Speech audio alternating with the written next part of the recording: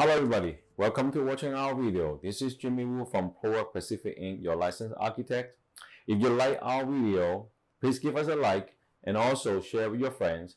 And if you want to watch our more other videos, you can subscribe us our channel, and then you won't miss our other video. Today, I would like to talk about one topic is my house designed properly? Means as a lot of owners, when they work in their home project, they don't know what is the standard, what standpoint, or what level about the design. They don't even know that is their house designed correctly. So today, I want to share some ideas, some opinion. So for owner to ask this question, or when you look at your design, look at the house when you work with your design professional to see if this house is designed properly to fulfill your program. For this video, I would like to share two parts about this design issue. One is about function satisfaction. So first of all is like, does the house designed, fulfill all the function that you need? And then second part, we'll talk about design quality. Functional satisfaction.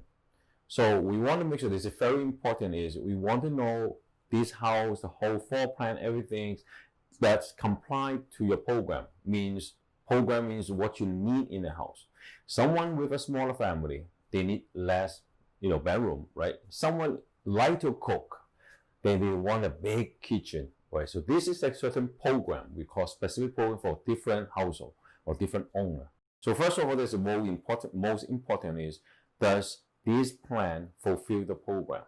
That's a basic one, right? If you want, let's say you have 4 children and your family, you live with couples, right? Husband and wife, you have 4 kids, and you have parents live with you.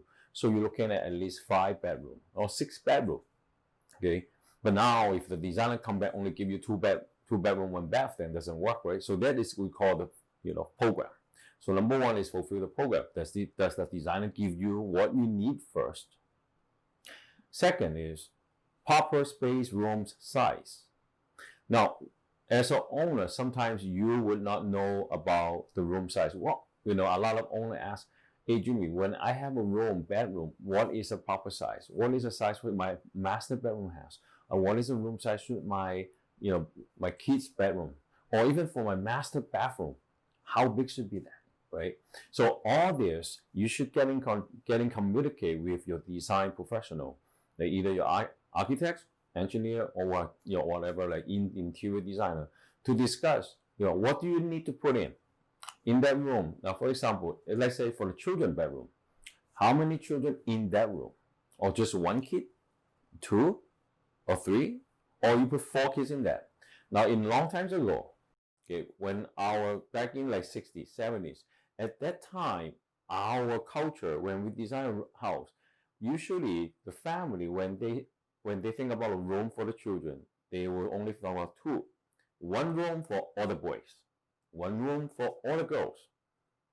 That is in the old times, that's how we do. So usually typical in that time, a lot of houses only with maybe 3 bedroom. Most is 4 bedroom because 1 bedroom is for the maid. And then 1 room is master bedroom, and then 2 room for the children. But nowadays, it will be different because of the privacy, because of the personal requirement, right? So all the kids, they want their own room. So if you have 2 kids, you want 2 rooms, right? 3 kids, you need to have 3 rooms. Okay? So this is this becomes a program. And then if each room, now think about that, if each room only fits for 1 kid, then the room can be small. But if you have multiple kids, they have children, like 2 or 3 children, and sharing the 1 room, think about that. They gotta sleep, they gotta study, they gotta play. So relatively, maybe you need to give them a big bedroom for the play. So this is a proper space, that become important. Also is a logical space layout.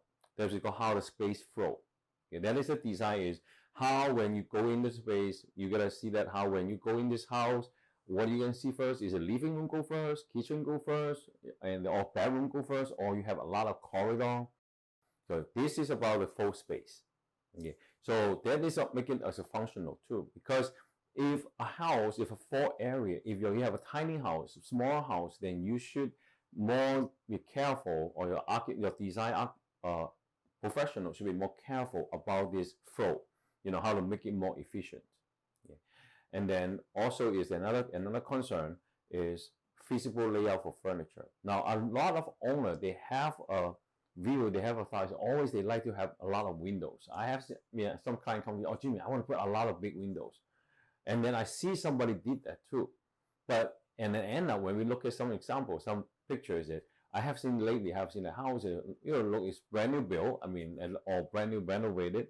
But when I look at the living room, they the design professional put a lot of big windows on one side, and the other side they put sliding door going to the yard, and then the other side will be the kitchen, then the dining.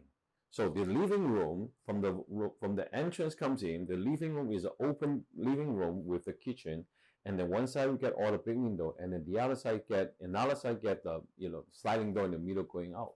So when I look at the space, I'm starting to think of, if I'm a tenant or I'm living there, where should I put my TV, right? So that has become a concern, and it does happen in some design. I have seen that before. Is some space when they mix a lot of stuff, windows, and end up they do not have proper wall space to put TV or put furniture, even for couch. So the layout is important. Is feasible for furniture. Okay. So another one is waste space, dead space. Okay, when we call waste space, dead space, usually also related to circulation space.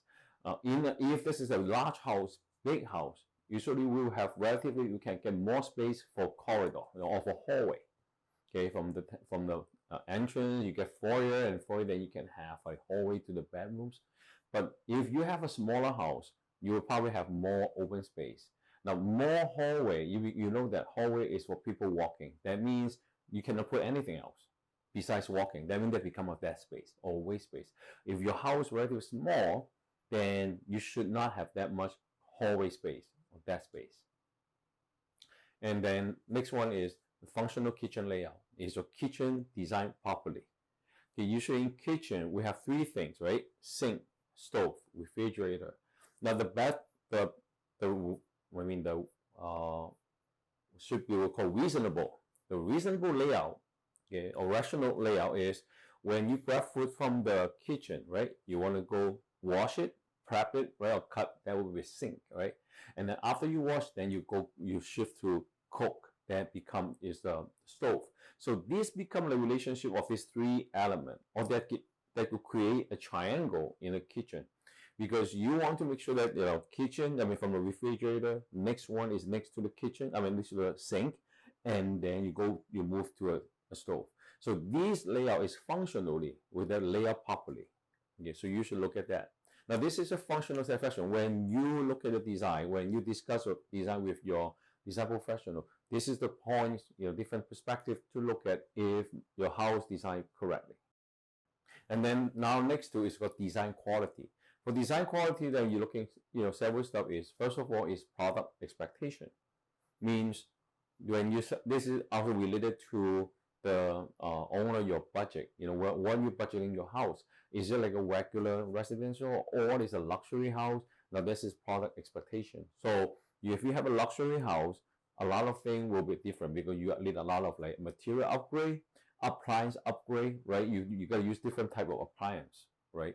So there will be a product expectation. Now, for example, if you're a luxury house, then your kitchen, instead of regular smaller kitchen or residential kitchen, maybe you should have a commercial grade kitchen. Now, this is one of the upgrade item, for luxury houses. But if you do not, then probably you won't, right? So this is something that you would need to work with your design professional. The third typical thing is refrigerator, right?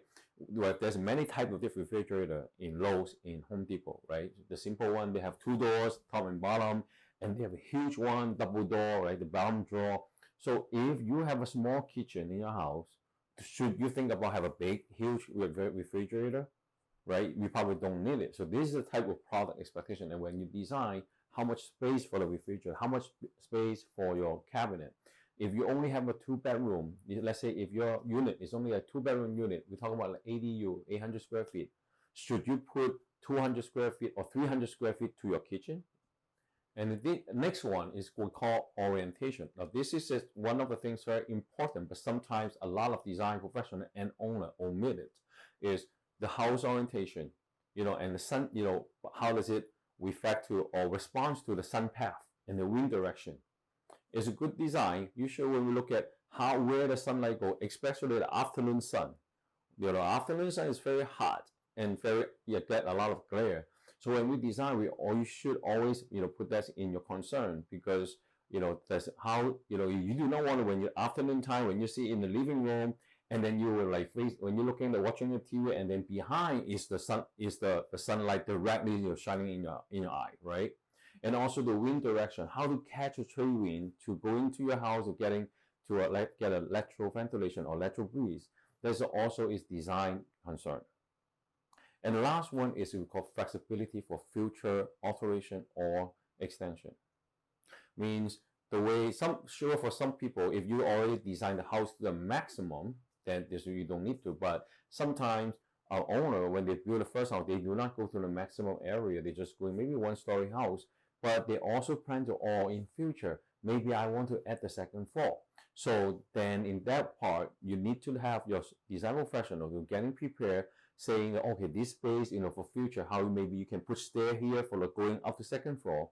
And also when you design the footing, maybe you should also have your footing is thicker or bigger, to get ready for your second floor. So those are the flexibility. And then some rooms, when you, is it a bedroom, or the layout of the bathroom, those rooms will be easier to change, alternate to become different use for future. So those are flexibility, and definitely you need to work with your design professional from the beginning and tell them, okay, I have this. I would like to have flexibility in future changings. So those is the design quality. Those you should kind of examine, or try to when you review your project, and you see that if a project is designed properly. Thank you for watching our video. I see you next time.